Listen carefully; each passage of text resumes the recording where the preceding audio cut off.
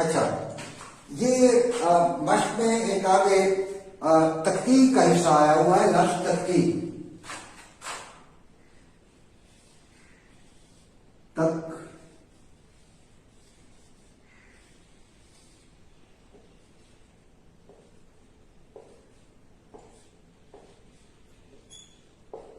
قطع. پھر ایک لفظ ہوتے قطع، ٹکڑا. قطع کرنا، کاٹنا، علیحدہ کرنا، کسی چیز کو کسی چیز سے کاٹ کے علیحدہ کرنا، کسی چیز کا حصہ کاٹ کر علیحدہ کرنا. تقطیع کرنا، ٹکڑے ٹکڑے کرنا. ٹھیک ہے، ہم یہ لفظ اردو ادب میں دو معنی میں استعمال کرتے ہیں. گرامر میں بھی اس لفظ کو استعمال کیا جاتا ہے اور شعر و شاعری میں بھی یہ لفظ استعمال کیا جاتا ہے. ہر حصہ کچھ ارکان پر مشتمل ہوتا ہے اور پورا شعر 6 ارکان پر بھی مشتمل ہو سکتا ہے، 8 ارکان پر بھی مشتمل ہو سکتا ہے. تو شعر کا وزن معلوم کرنے کے لیے ہم ان کو ٹکڑوں میں بانٹ دیتے ہیں اور ایک ایک مصرے کو ہم حساب لگا کے دیکھتے ہیں کہ یہ وزن میں پورا ہے کہ نہیں. اس عمل کو بھی تقطیع کہا جاتا ہے. اور گرامر میں کسی بھی جملے کو مختلف ٹکڑوں میں بانٹ کر، ظاہر ہے جب کوئی جملہ وجود میں آتا ہے، ہم جو جملہ بولتے ہیں وہ مختلف اجزاء پر مشتمل ہوتا ہے.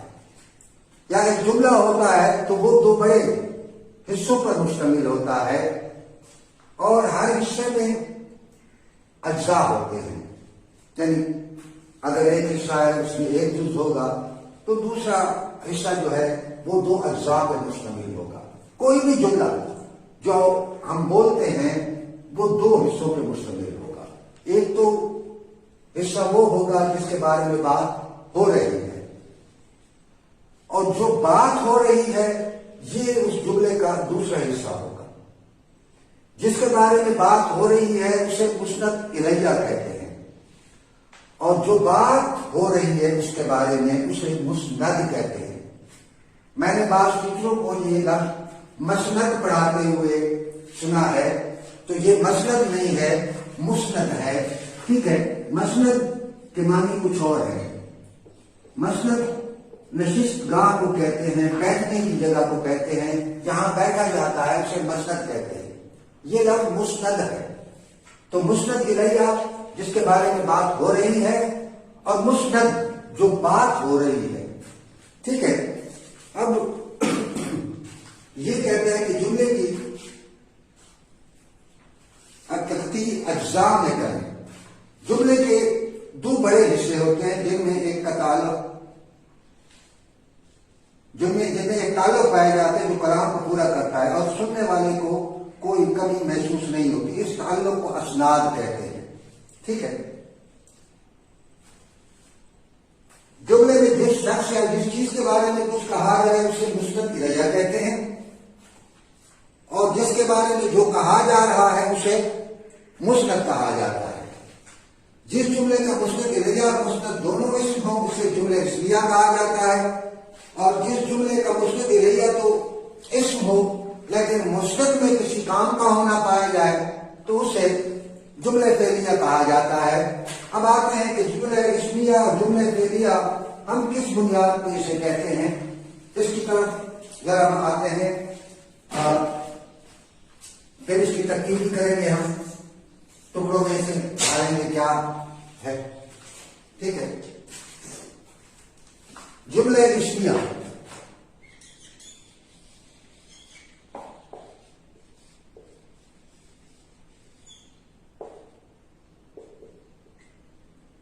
اور دوسرا ہے جملہ فعلیہ.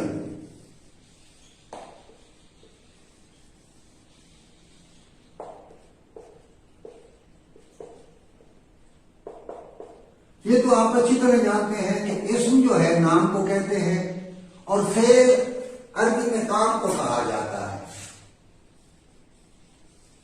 فعل کام کو کہتے ہیں اور اسم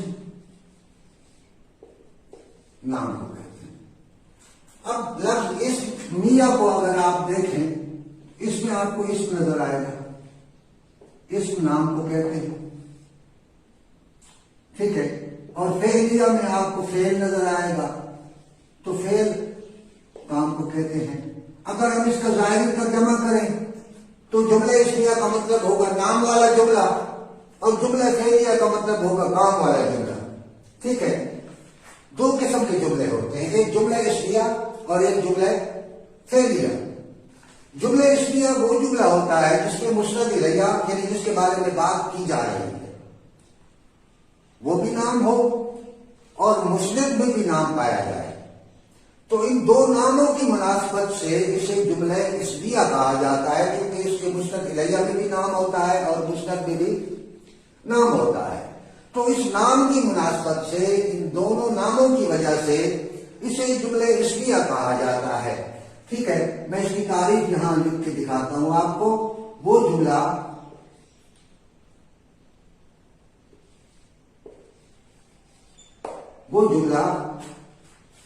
جس میں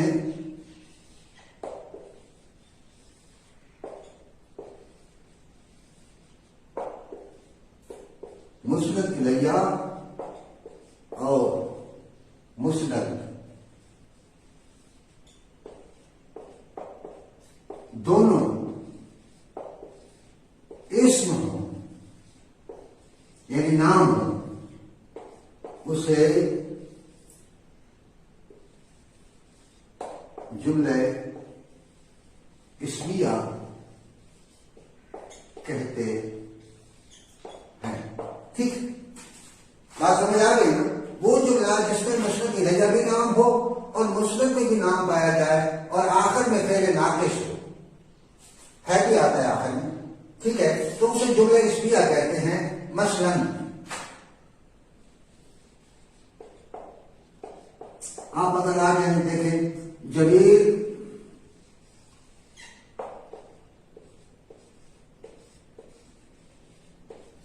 ڈاکٹر ہے. اب اگر آپ دیکھیں تو جبیر بھی نام ہے، ڈاکٹر بھی نام ہے فعل ناقص ہے.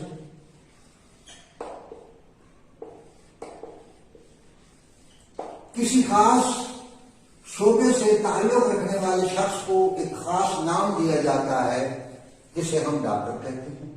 کسی خاص شعبے سے تعلق رکھنے والے شخص کو ایک نام دیا جاتا ہے جسے ہم انجینئر کہتے ہیں. کسی خاص شعبے سے تعلق رکھنے والے شخص کو ہم ایک نام دے دیتے ہیں وکیل. ٹھیک ہے. تو یہ صفاتی نام کہلاتے ہیں، جس کو انگلش میں ہم پروناؤن کہتے ہیں. ٹھیک ہے. یہ ناؤن ہے تو یہ پروناؤن ہے، یعنی اس میں ایک ناؤن ہوتا ہے اور ایک پروناؤن، مسند میں پروناؤن پایا جاتا ہے. ٹھیک ہے. یعنی اچھا، اب جملے کے دو حصے ہوتے ہیں، اس کی طرف کہا جاتا ہوں. دو بڑے حصے ہوتے ہیں جملے کے.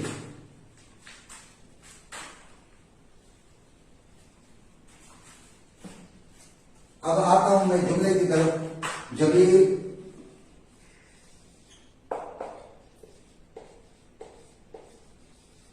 ڈاکٹر ہے.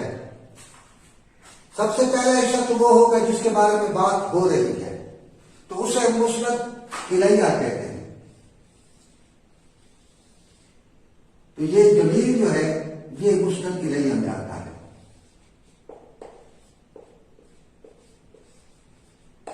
ٹھیک ہے. یہ بھی نام ہے.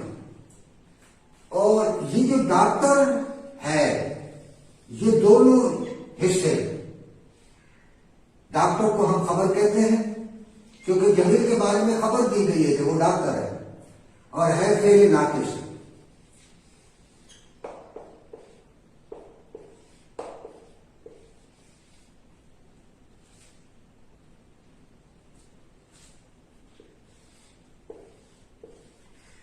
فعل ناقص. اچھا، جملہ اسمیہ میں جو مسند الیہ ہوتا ہے اسے مبتدا کہتے ہیں. یہ اس کی ترتیب ہے. مسند کہتے ہیں، یہ دوسرا حصہ اس کا، اور پہلا حصہ اس کا وہ اس میں معرفہ پر مشتمل ہے، ناموں پر مشتمل ہے، جس کے بارے میں بات ہو رہی ہے اسے مسند الیہ کہتے ہیں، اور جو بات ہو رہی ہے یعنی وہ ڈاکٹر ہے، یہ ڈاکٹر ہے کا پورا جو ایریا ہے، جو حصہ ہے، اسے ہم مسند کہیں گے۔ مسند کے دو اجزاء ہیں، خبر اور فعل ناقص، جبکہ مسند الیہ کا ایک ہی جز ہے، مبتدا۔ ٹھیک ہے، میں ایک نوٹ میں شاید پڑھ رہا تھا، وہاں لکھا ہوا تھا کہ جملہ اسمیہ میں فاعل کو مبتدا کہتے ہیں، کسی محترم نے لکھا تھا، تو فاعل کو بھائی مبتدا تب ہم کہتے ہیں جب یہاں پہ کسی کام کا ہونا پایا جاتا، بھائی یہاں تو کام ہے نہیں تو فاعل کہاں سے آ گیا جملہ اسمیہ میں؟ ٹھیک ہے، یہ چیز ذہن میں رکھیے گا، جملہ اسمیہ میں مسند الیہ کو مبتدا کہتے ہیں، اس طرح ہونا چاہیے تھا لکھا ہوا، لیکن وہاں اس طرح لکھا ہوا تھا۔ یہ چیز ذہن میں رکھیے گا، یہ جملہ اسمیہ ہے، اس بنا پر اس میں یہ بھی نام ہے اور یہ بھی نام ہے، تو ان ناموں کی وجہ سے اس کا نام جملہ اسمیہ پڑ گیا ہے، کیونکہ اس کے مسند میں بھی نام پایا جاتا ہے اور جو مسند الیہ ہے اس میں بھی نام پایا جاتا ہے۔ اگر میں کہتا زمین خوش ہے تو خوش ایک کیفیت کا نام ہے جو انسان پہ طاری ہوتی ہے، اس کیفیت کو ایک نام دیا گیا ہے خوش۔ انسان پہ ایک کیفیت طاری ہوتی ہے، اس کیفیت کو ایک نام دیا گیا ہے کیا؟ غم۔ ٹھیک ہے، جمیل خوش ہے تو خوش بھی پروناؤن ہو گیا، صفاتی نام ہے، اس کو ہم یہاں پہ خبر کے زمرے میں لائیں گے ڈاکٹر کی جگہ پہ، تو وہ بھی اسم کہلائے گا۔ ٹھیک ہے، اور جملے فعلیہ میں یہ ہوتا ہے کہ یہاں پہ کام ہو رہا ہوتا ہے، کام کا ہونا، جہاں پہ کام نہیں ہو رہا، جہاں پہ صرف نام پایا جاتا ہے، یہ بھی نام ہے، تو ان دونوں ناموں کی وجہ سے اسے جملہ اسمیہ کہا جاتا ہے۔ یہ چیز آپ کے پلے پائی گئی ہوگی، ٹھیک ہے، یہ ذہن میں رکھ لیجیے گا۔ اچھا، اب آ جاتے ہیں جملے فعلیہ کی طرف۔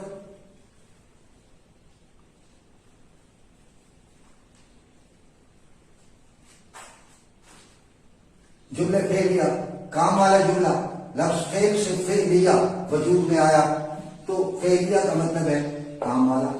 اچھا، اب جملہ فعلیہ وہ جملہ جس میں مسند الیہ تو اسم ہو یعنی نام ہو، لیکن مسند میں کام کا ہونا پایا جائے، اسے جملہ فعلیہ یعنی کام والا جملہ کہتے ہیں۔ ٹھیک ہے، وہ جملہ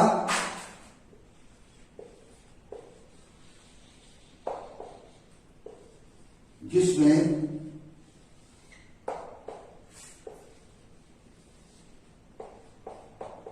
مسند الیہ تو اسم یعنی نام ہو، لیکن مسند میں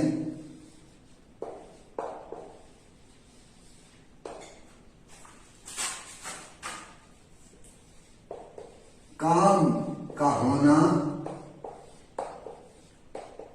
پایا جائے، جملہ فعلیہ کہلاتا ہے۔ اب آپ ذرا غور سے دیکھیں، میں بھی لکھتا ہوں، ضمیر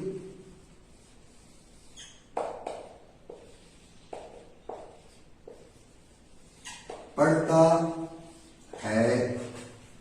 آپ غور سے دیکھیں کہ یہ مسند الیہ ہے جس کے بارے میں بات ہو رہی ہے۔